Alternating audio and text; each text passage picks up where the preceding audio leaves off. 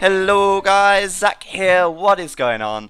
I've got another random map game today and it's a little bit different to the usual because it is a 4 versus 4, something that I don't really do very often on this channel, but I thought, you know what, today I'm going to do a 4v4 and that is exactly what I'm doing, so here we are. In this video, I do have quite a lot to talk about and a lot to cover, but without further ado, we will introduce the players to begin with. And in blue over here on the right hand side of the map, look who it is. Oh my god, I've not seen him in a while. It is Tyrant KCap playing as Saracens, and I'm excited to see this game because it has KCap in it. And KCap, I think, playing a little bit more recently. And he is one of the AOC legends. He has been the guy who trains with Doubt, trains him for various events, and he is very well known as being one of the best, perhaps, strategists in AOC. So very, very well known and very legend status player right there. His team consists of, in red to his left over to the sort of north of the map, we do have Barrett playing as Britons. And over to the very north of the map in purple, we do have Burke playing as Goths. And down to his south, we have Poison of Zone Mundi playing as Turks. I do think we've seen a video with Burke in before. I think it was a 2v2, Tyrant versus HYM, Turkish clan. And they played in the Masters of Arabia 2v2, I believe. It was Dreams and Doubt versus Burke and someone else. There's a video on my channel of that somewhere. And on the other team, we do have, and I will say this is Alive's team because he is directly opposite KCap on the flank. We do have Elclan Alive playing as Turks in grey off to the sort of southeast. Pocket player in teal, we have Rare Name playing as Britons. Not really sure who this is, not seen this name around before. It's probably a Smurf account or an alt account of somebody. So we'll have to wait and see who that actually is. Not really sure right now. But if you do know, let me know, because people are always making Smurf accounts all the time, and it's hard to keep track of who is actually who. Over to his left, we have Poison of Zone Eddie playing as Saracens. I'm not sure if this is the same Eddie that is the arena player Eddie. It could be, I'm not sure though. I'll have to look that one up once again, because again, people are always changing names, joining new teams, and all that jazz.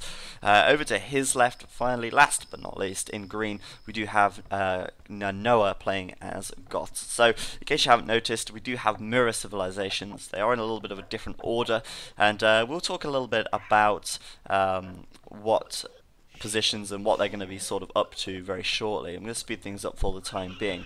So, first thing to get onto, there has been a new tournament announced on AOC Zone just the other day. It's actually a $10,000 team game prize pool. It's a $10,000 prize pool for a team game tournament that is going to be beginning, I think, by the end of this month. So once that gets started, I will do my best to give coverage of that. I should have better internet by then as well, which means I can upload a lot faster, which makes it a lot easier for me. Of course, if I have to upload my videos for 10 hours, it can be a little bit of a nightmare for me, as that means I can't really use my internet for much else all day. So once I get better internet, I'm going to be able to actually upload a lot easier, and it's going to be a little bit of pressure off my back, which means I can upload more ASC videos or longer videos like this. So yeah, that's going to be coming up really soon. There's going to be a link in the description of this video to the announcement topic of that tournament, so you can go check it out if you're interested, and of course I will be giving coverage of that on the channel. I don't know if there'll be much in the way of live streams. Perhaps Dreams will want to stream some of it, I don't know, but I don't really want to or intend to live stream anymore. So I'm literally just going to be continuing to do coverage of the games on YouTube. So this is the place to be if you want to watch AOC commentary from there. Also, winner of the screenshot competition, those of you who watched the video that I did a while back about the screenshot competition, the winner was announced on Facebook, and he has received a free copy of ZeroEmpires 2 HD Edition. If you haven't followed my Facebook page already, there'll be a link again in the description to that. I might do more competitions in the future where you can win ZeroEmpires 2 HD or whatever else. If you're interested, then give it a click and give it a like, and yeah, I will put his screenshot at the end of this video so you can see the winning screenshot that actually won. Other than that, that's pretty much all I have to cover in news and announcements and stuff. As you can see, we do have KCap on the right here doing a bit of a drush. Alive going to do the same. Mundy on the left and Nanoa on the left also doing the same right here. And it looks to me like Mundy is going to lose his drush here because we've got a scout coming in from Nanoa, and he's going to lose his militia right there, and this militia going to get caught out as well a bit here, so could be a little bit of a problem for Mundy. Mundy losing his drush and having to wall himself up pretty early on here with extra palisades, same as Nanoa as well. He's going to be walling himself up here also, and it's worth noting actually that in team games, in 4v4s, 3v3s, not so much in 2v2s, but in 3v3s and 4v4s where you have pocket players, the flanks really do like to wall themselves up as best they can early on, because once the pocket players reach the castle age, the knights start to come out, and if you're not walled, you're going to have a load of knights in your base, and you're only going to have a feudal army to deal with that, so it's never ever a good thing. We'll talk about a little bit more about what the players are likely to do in just a moment. KCap here should be able to win this drush. I'm not sure actually. He's going to lose his scout, and this militia fairly low as well, so Alive actually going to take this drush. KCap going to go for the high ground here just because he can. If he was on the high ground all along, he probably would have won that, but Alive getting away with 4 HP on that militia, so it's not really so much of a big deal. They both lost their scouts, pretty much an eye for an eye, a tooth for a tooth. So what is likely to happen in this game then? Well, we've already seen the drushing sort of phase. The flanks are likely to flush as well, go with archery ranges or stables. Most likely, given the civilizations, they're going to be going with archery ranges. You can see KCap already up to the feudal age, adding in an archery range right now, and he's playing as Saracens as well, so archery range is good for him. And he's going to be adding 2 for now. Mundy again likely to do the same, playing as Turks on the left side. Gonna probably add a couple of archery ranges and go for archers later on. Once they reach the castle age, they will upgrade to crossbow, of course. Alive likely again, or he already is doing the same. He's playing as Turks. We have Mundy as Turks over on the left side, remember, adding in archery ranges. Plenty of villagers on gold right now, so he will be making archers fairly soon, and Nanoa, once he reaches the feudal age, again likely to add archery ranges in. So the flanks are going to be flushing with archers and skirmishes, and the pockets are likely to be fast castling and then going with knights. One thing to note though, we do have 2 Briton pockets, and Britons make a really awesome pocket civilization. They have a nice little boost early game as they have an increased gather rate from sheep, which gives them extra food nice and early on. And also, once they get up to the castle age, their town centres cost 50% less wood, so that means that they can make town centres very quickly without the expense of, without having to slow down making stables and such. So they can add 2 TCs in relatively quick. They can also add an extra stable and start making knights as well. So Britain's a really good pocket civilization to play due to that bonus there, and it means they can go with 2 stables pretty much straight away.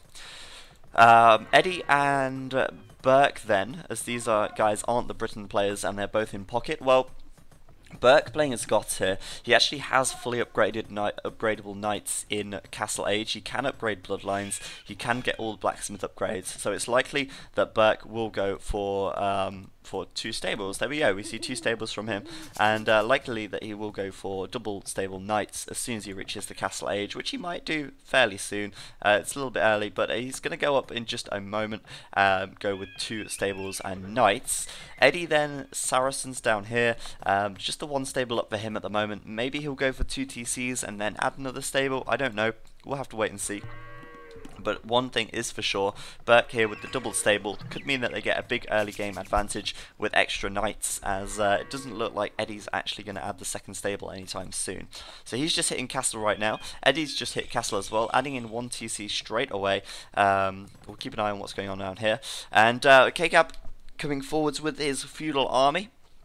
And this is where it starts to get interesting, because the pocket players start getting their knights out, and they can start doing a lot of damage to the guys on the flanks. So the guys on the flanks need to be pretty much fully walled, which right now KCAP nearly is, Nanoa certainly is, Mundi pretty much walled as well, and as is Alive for that matter. So all of these guys are pretty well walled up, and any knights that come in are going to have a harder time getting into their base, causing big damage, which is exactly what they don't want. Of course though, the guys on the pockets are going to have to keep reasonable pressure up, because they are going to be at risk of being raided by knights themselves. So communication and coordination so important in this situation. Communication, situation, communication, all the Asians. But yeah, Barrett going down with 2 TCs straight away. His eco going to be pretty big, as well as Rare Name, as well as he is also playing as Britons. And let's see, second TC from Eddie straight away.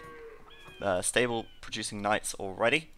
Burke, two stables, as I said, making double knights, but no new TC just yet. He's going to have to delay that slightly, as he needs the wood. It's going to be a while before he gets that at this rate, but he will get that eventually. And he will be able to add his second and third TCs in. Now this is interesting for them, because it means they do have double the knights on the field, which means they can push an early game advantage, but it does mean that Eddie's going to have a stronger economy eventually, because he will have had more TCs and more villagers earlier on. So we'll see how that one works out in the long run for them. And Nanoa here with 2 archery ranges. Of course, he will upgrade those archers to crossbows pretty soon, and that should be all good for him. But a lot of knights from Burke here, and this is a little bit worrying. He's not got any upgrades on them just yet, but nor has Eddie. It's going to be a little while before the upgrades start to come in. So it's going to be a lot of pressure coming in from Burke here, I think. Alive having to go back to his base and retreat inside, as there are knights coming in from Barrett. Barrett, no defensive upgrades on those knights there. There was already +1 on those archers, and once Alive reaches the castle age, he will upgrade to crossbow and give these guys +2 as well. So a lot of damage going to come in from crossbows. Let's see, KCAP, are you nearly at the castle age? No, he's not clicked up yet. Alive hasn't clicked up either, so these guys are going to be feudal for quite some time. Looks like the main bulk of the action is going to be over here. We got crossbows from Mundi and knights from Burke against crossbows from Nanoa, and knights and camels from Eddie. Of course, camels coming in because Eddie is playing as Saracens. It means he can make the camels. Camels, of course, great against knights, not so against archers. But if we do have Mundi's crossbows here as well, then that's probably going to be... sorry, if we do have his teammates, Nanoa's crossbows here as well, that should level things out a bit. They're going for a wall bust over on Nanoa's wall here. They could get in, do a lot of damage, and we'll have to see... Camels and stuff coming in from Eddie at the back, but it doesn't look like he's got enough, getting cleared up very quickly indeed. Obviously Eddie still only producing from 1 stable right now, and that is meaning that Burke does have a much larger army. Still only on the 1 TC, second one is going up, sorry, third TC is going up. Obviously I fast forwarded a bit there, a lot of time just passed. And Burke here with the score lead could do a lot of damage to Nanoa here. Nanoa has got a lot of crossbows though with +2. Burke's got +1 on his knights, so he could even engage, but again it's going to be risky under the shadow of that TC. Using those knights as a bit of a meat shield by the looks of it, but really not worth it, losing quite a few there. And Nanoa going to stick to his TC right here, and it doesn't look like these guys are going to be able to do that much damage, to be honest with you. Just going to have to sort of skirt around. Over here we've got Rare Name and Alive pushing in. KCAB with a quite large army of archers and skirmishes, just upgraded to the castle age as well, so he'll probably be getting up those crossbows as quickly as he can.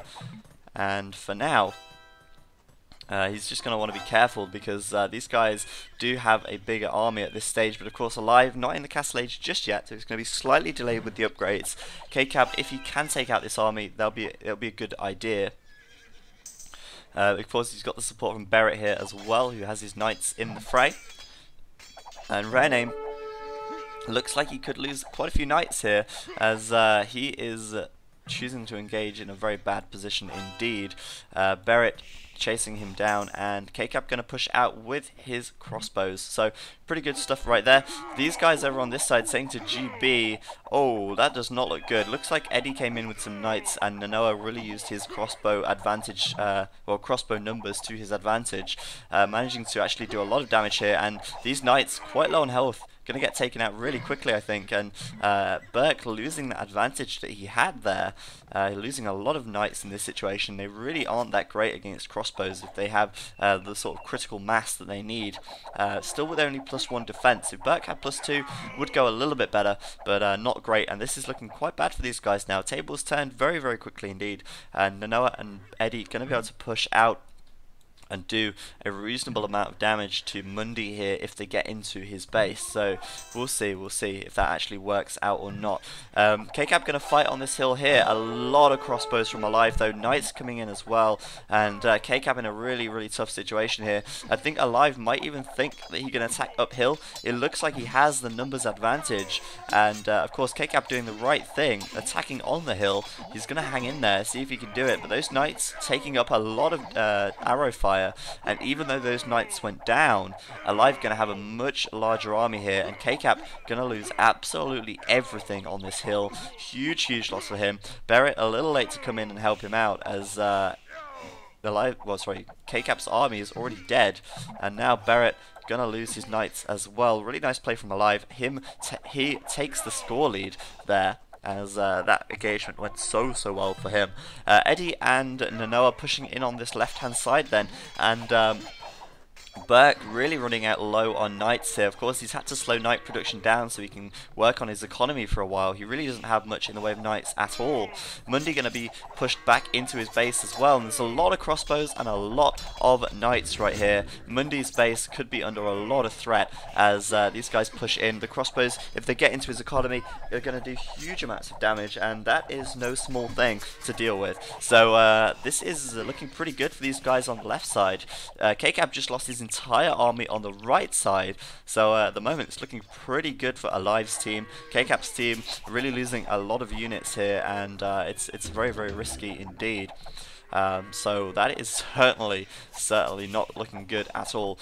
These guys are going to be able to stay out here, keep the pressure on, stop these villagers from working. I mean, they could even get a siege workshop up and start to put pressure in indeed, but we'll see.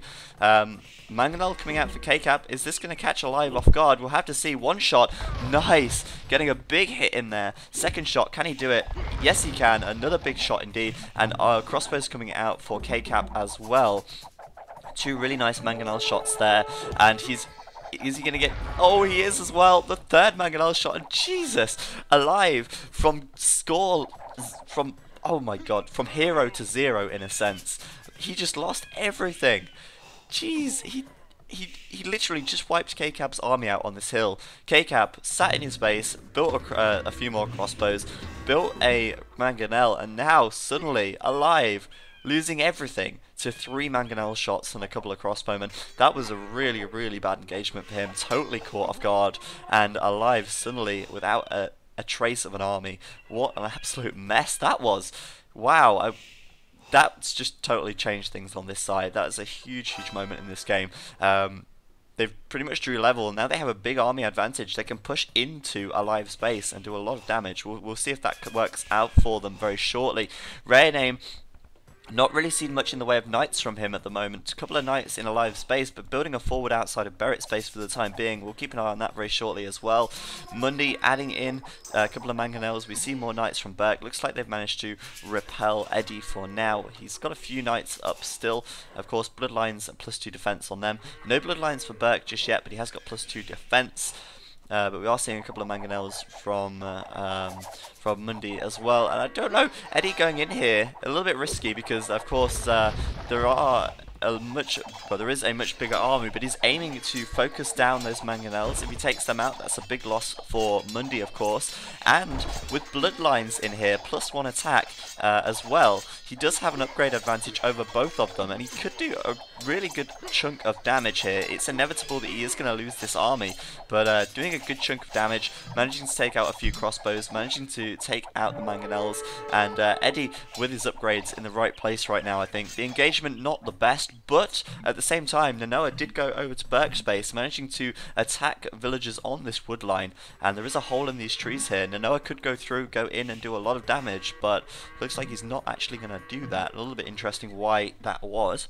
K-Cap inside of El Clan Alive's base, managing to kill perhaps one villager. Doesn't look like much. Alive rebuilding his crossbow army right now, but still, it's not much. It still kind of pales in comparison to these knights and crossbows. But Rare Name, with this forward on the front, could be pretty big if it pays off, but Barrett has already seen it, and he is building a siege workshop on the front of his base, adding in archery ranges as well, because of course, playing as Britons, he might want to transition to archers a bit later on. At the very least, he knows that Rare Name here going to be making some pikes. He's already seen them, so archers, crossbows, good idea to counter the pikes.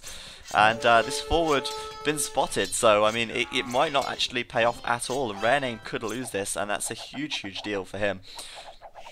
Where did Barrett's knights go? They've gone back into the back of Rare Name's base, trying to get some harassment done, but they're in the wrong place right now. K-Cap fighting uphill. He really doesn't want to be doing that, losing a few crossbows, as Alive has really rebuilt his army very quickly indeed, and Barrett really needs to get over there and start taking those out. Alive with a lot of crossbows, and K-Cap with very few right now. We'll check back there in just a second. Quite a few knights still for Eddie here. Not really seeing much in the way of an army for these guys. Oh, it's all the way back here right now. They must have been responding to either a raid from Eddie or the crossbows from Nanoa. But this is quite a big problem over here. These crossbows from Alive, they have +2 attack, they have +2 defense. And Barrett's knights, they do have +2 defense, but of course no bloodlines, so that does mean they are going to go down pretty quickly. And Alive could even bring this back and take an advantage once again, managing to take out these knights so quickly. Those knights from Barrett just absolutely dropping right now, and Alive could actually take them out, could take out the army, the crossbows from K-Cap as well. Looks pretty promising that he will do that, and another victory for Alive there. So although he did just lose his entire army just a moment ago, really nice play from him, managing to take out most of Barrett's army and K-Cap's army as well. Well played for him, protecting his teammate, and really good play. Losing over here though is Rare Name. And Rams coming out for Barrett very quickly. Lots of knights as well from Barrett, and this forward going to get taken out really quickly, it seems. We'll have to keep an eye on that and see if anything actually changes over there, but it looks like that is certainly going to go down. I think a bad engagement from Berk here. Still no bloodlines for him, and I don't think he's probably going to get bloodlines now. He's into the Imperial Age, so it's likely that he's going to start transitioning into infantry. Obviously, playing as Goths, you can make infantry very quickly, and he can go with Huskars as well, which are of course going to be good against the crossbows here. And these guys really need to start engaging together so that they can actually work as a team and get in there together and fight as one rather than going in one at a time. Could be a pretty big battle here, losing the Mangonel, but Mundi gonna go in with his crossbows as well. Looks like Nanoa and Eddie still have the advantage though. Eddie of course with the upgrade advantage on his knights, those crossbows backing things up, and again Mundi gonna find himself in a bad situation, desperately trying to get a castle up here. Let's see if that actually pays off for him. Doesn't look like that castle is gonna go up, to be honest with you. If these guys see it, they can focus it down so quickly. Crossbows in here, the knights in here, gonna be able to take out this castle or these villagers very quickly indeed. And Mundi gonna lose a lot of villagers here if he continues to stay on this castle. It looks like he's gonna do just that as well. Oh no, Mundi gonna lose so much here if these villagers don't go away. And this castle, it's so close to being completed, but with all these crossbows here, not a chance that that is gonna go up. Very nice play by these guys, preventing that castle, slowing it down, and Mundi taking some very big losses indeed. Barrett though, absolutely rocking the score table right now. Look at that, hard carry or what, managing to take out Rare Name's forward without a second thought, and now continuing to push in and send units over to Rare Name's base. The biggest problem for Rare Name here, he's lost all of his military production buildings, and all he has left is a castle, a barracks and a stable in his base. There's really nothing else left, and that is a big problem for him. Barrett now going to be able to raid like crazy, building a light cavalry. Interesting choice. He has got a massive food economy, as you can see. So many farms, so many mills. and it looks like he is literally just going to spam light cavalry here, and that's actually a pretty good choice, to be fair. They make really good raiding units, and then he can save his gold for longbows later on if he needs it. Left hand side not looking great. Mundi, of course, with very few units left, but Burke has come to his aid. He has got Halberdier out right now, he has got Huskars out right now, and really good unit composition. Of course, Halberdier going to be able to counter the knights, Huskars going to be able to counter the crossbows, and Burke could really start to bring things back on this left hand side. Does look like Nanoa and Eddie had a big advantage there though, so maybe they'll make it pay off a little bit later on. KCAP on the front here on the right side, building forwards with the castles. He's upgraded to Hussar, and looks like he's going to go with a lot of Hussars right here, and he'll probably add in Mamelukes as well. I wouldn't be surprised if he does that at all. A really good Saracen army, Mamelukes and Hussars. So we'll see if that one actually works out for him. Continuing to build forwards with castles. Alive then, making hand cannoneers right now. That's going to be his army composition, and I think in this position, Turks versus Saracens, pretty tough for the Turks to actually come up with a really decent army composition here. I think hand cannoneers are likely to be the best decision in this situation. Perhaps Arbalest may be better, but it's going to be hard really for Alive against the Saracen player, because he doesn't really have any trash, and at the moment KCAP's trash is you know, it's so cheap, and it has a lot of armor, it has a lot of HP, and he can take out the hand cannoneers pretty easily with the Hussars. So it's going to be tough for Alive on this side, I think.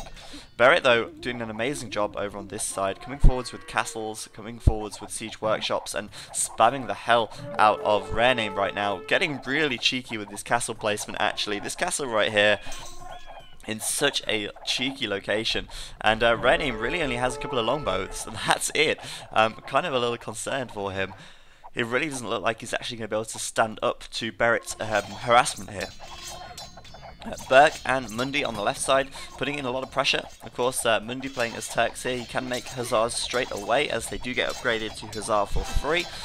And he is going to be able to make trebuchets and bombard cannons from these siege workshops. So, not looking good at all for Nanoa on this side. I don't really see much of an army. A few crossbows really isn't all that much to brag about, and it's going to be pretty tough for him to defend, I think. Eddie, again, not really much of an army from him. Looks like it's been mostly taken out or dealt with. Raids coming in from Barrett into the back of his base as well, which is really nice from him, and that's at the very least going to keep Eddie busy whilst Nanoa and Burke attack, Mundi and Burke attack Nanoa's base over here. Castle's going forwards, really aggressive play, and Alive losing a very large chunk of his base right here. The hand cannoneers finding it tough to fight against the Hussars and the Mamelukes from KCAP. Doesn't actually look like Alive's economy is that big, to be honest with you, which is slightly worrying. And of course, KCAP able to create even more Mamelukes, so even the choice of going for Hussars for Alive isn't great, because the Mamelukes, like a ranged camel, going to be able to cut through the Hussars so easily, so quickly. Barrett continuing to keep pressure on, lots and lots of trebuchets coming out, and rams as well. These castles from Rare Name likely to go down. This castle didn't go up, unfortunately. Rene managed to put a castle up in defense, but right now, Longbow's really not going to do all that much, to be honest with you. He just doesn't have the numbers. Losing his castles so easily, not a good thing at all for him. Massive army going into Nanoa's base right now. Huge losses for him over there, and a big engagement on the right from KCAP, going in with all of his Mamelukes, all of his Hussars. So many upgrades on these guys. They are fully upgraded right now, I think, and huge losses for Alive. I don't know what he's going to be able to do. He can see how outnumbered he is, and there's just so little he's going to be able to do to get his numbers back up in this situation. Rare Name pretty much no army again as well. Barrett even upgrading to Cavalier right now, raiding like an absolute crazed madman. Rare Name has pretty much no eco at the moment, and this is where the biggest battle at the moment is probably going on. A lot of units in Nanoa's economy right now. Trebuchets being deployed. Of course, you can make hand cannoneers as well, as I said, bombard cannons even. and Janissaries as well from Monday. So this is a pretty big engagement right here. Eddie going to come in with some Mamelukes, but I don't think it's going to be enough, to be honest with you. I just don't think there's enough Mamelukes there, as Burke just has so many units on the map right now. The Janissaries can come in as well. They outrange them, of course, so they will be able to take them out from quite a range. And this is looking so good at the moment for Burke and Mundy. Pushing in here, doing so well. Once this castle goes down, they're going to be able to continue the push as well. Huge fight over here then as well for KCAP. And Alive, let's have a quick look real quickly at his hand cannoneers. He really doesn't have that many left. They could end up actually defending here though, as he is fighting under the shadow of the castle. But KCAP can replenish his army pretty quickly, as Hussars are so cheap, but I'd go as far as to say he's actually going to lose the rest of these hand cannoneers. And without an army left, I don't know what he's going to be able to do. He's got so little gold. All of his units as Turks require gold, and he has resigned, as has Rare Name as well. Absolutely nothing left of him. Barrett cleaning up his base so quickly. Absolute monster. And the left to go is Eddie. All he has is these Mamelukes. Can he win the game? You can do it, Eddie. You can go 1v4. You can win. But obviously Eddie didn't think so, and he resigned as well, meaning that KCAP's team takes it. And I was actually a little concerned for them in the Castle Age, when KCAP and Barrett were pushed right back into their base, when Mundy and Burke really had no military left, and Nanoa and Eddie had such an advantage. But once he got to the Imperial Age, things really did turn around very quickly. Barrett with such good raiding, managing to delay Eddie a lot, managing to push Rare Name right back. And I think one of the biggest mistakes of that game was from Rare Name to forward here. After we lost that, it just gave Barrett such a good position to push out from, as Rare Name had no military production back home, and there's just nothing he could do to stop him, to be honest. Good moves from KCAP as well. That mangonel shot over at his base, that was pretty damn cool. But of course, Alive evened it out over here in Rare Name's base, when he managed to take out the whole of Barrett's and whole of KCAP's army with his crossbows. But in the end, KCAP's team was victorious, and that was a pretty fun game to watch. So without any delays, I'm going to end the video right there. So thank you very much for watching, guys. As usual, I've been Zach, and I will see you next time.